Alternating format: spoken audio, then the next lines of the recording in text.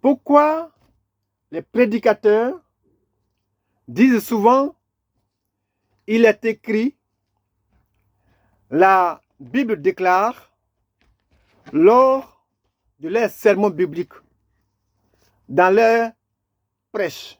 Pourquoi? Pourquoi les hommes de Dieu aiment à dire souvent « il est écrit », la Bible déclare lors de leurs sermons bibliques. Pourquoi? Dans les sermons, il est courant d'entendre des phrases comme « il est écrit », la Bible déclare ou la parole de Dieu dit. Ces déclarations servent à ancrer le message dans l'autorité divine des Écritures. Pourquoi les prédicateurs ressentent-ils le besoin d'utiliser ces expressions? Quelle est la nécessité derrière ce choix? Chers amis, bonjour. Germain Sewé. La proclamation de l'autorité divine. La proclamation de l'autorité des Écritures. Oui, la proclamation de l'autorité des Écritures. Les expressions telles que « il est écrit » soulignent l'autorité suprême de la Bible. Selon 2 Timothée 3, verset 16, toute écriture est inspirée de Dieu. Oui, toute écriture est inspirée de Dieu et utile pour enseigner, pour convaincre, pour corriger, pour instruire dans la justice. Chers amis, cela signifie que les paroles contenues dans la Bible ne sont pas simplement des écrits humains, mais des instructions divines. En utilisant ces phrases, les prédicateurs rappellent à leurs auditeurs que leur message repose sur l'autorité de Dieu et non sur leurs propres opinions. Alors, premier exemple, Jésus et la tentation. Jésus et la tentation. Lors de la tentation dans le désert, Jésus répond à Satan en disant « il est écrit ». Nous sommes dans Matthieu 4, verset 4. Oui, il est écrit « l'homme ne vivra pas de pain seulement, mais de toute parole qui sort de la bouche de Dieu ».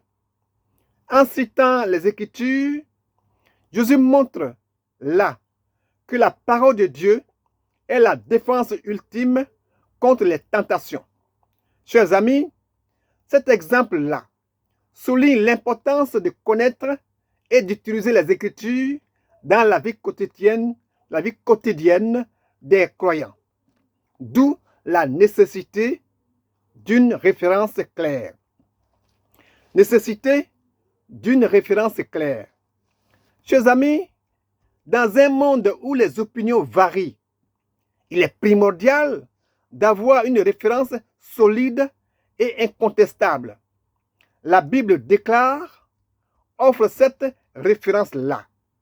Cela donne un fondement commun et autorisé aux croyants, assurant que le message prêché est aligné avec les enseignements bibliques. Alors, deuxième exemple, les sermons de Paul. Les sermons de Paul. Chers amis, l'apôtre Paul utilise, si vous voulez, souvent les Écritures dans ses lettres pour appuyer ses enseignements. Dans Romains 1, verset 17, par exemple, il écrit « car en lui est révélée la justice de Dieu par la foi et pour la foi, selon qu'il est écrit. Le juste vivra par la foi. » Paul renforce son message en s'appuyant sur l'autorité des Écritures, montrant ainsi l'importance de citer la Bible pour valider ses propos. Alors, chers amis, pour conclure, nous pouvons retenir que l'expression « il est écrit », la Bible déclare, et la parole de Dieu dit ne sont pas de simples phrases, de simples paroles, mais des affirmations de l'autorité divine. Elles rappellent aux croyants que les enseignements prêchés sont enracinés dans la vérité immuable de la parole de Dieu. En citant les Écritures, les prédicateurs fournissent une base solide et incontestable pour leur message, guidant ainsi les auditeurs vers une compréhension plus profonde et une foi plus ancrée.